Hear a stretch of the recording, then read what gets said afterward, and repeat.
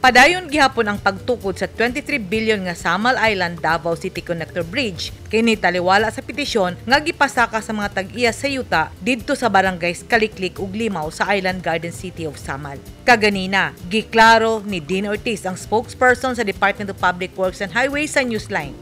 Totoo ba na may TRO ang Samal Island-Davao City Connector Project?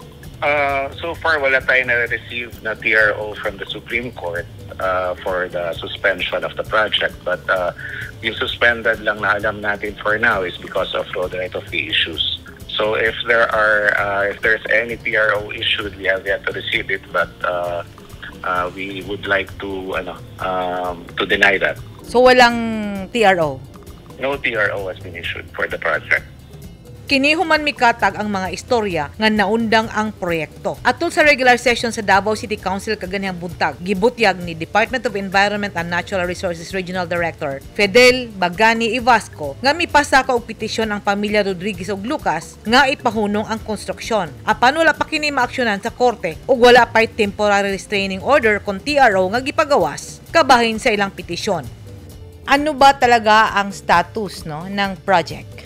The project for now is suspended due to road right-of-way, but patuloy pa rin yung project natin and we are still on target. So as for the status of the project, our contractor is expected to submit their DED or detailed engineering design for the bridge foundation by the end of the month to our office, to our Bureau of Design particularly. So this means that we will secure the approved plans for the structures by June or July this year. So once we have those plans, we will immediately advise the contractor to commence with the construction works. So the construction works, by the way, will start onshore or inland simultaneously sa Davao side at sa Samal side. Meaning, yung suspension lang is sa groundwork as it is now, pero ongoing yung paperworks for the next phase of the project. Yes. The first phase of the we are already done with the soil investigation nato as basis for the design. So sa ngayon, since design and build yung scheme natin, the contractor is still preparing the DED, and then they will submit it to us. Then we will check it, and we can commence with the construction. Ang pamilya Rodriguez ug Lucas mipasaka og petisyon sa korte apan hangtod karon wala pay migawas nga order kun TRO. Sukwahi sa mikatag nga balita kaganiha. Akong gipangutana si Dean Ortiz.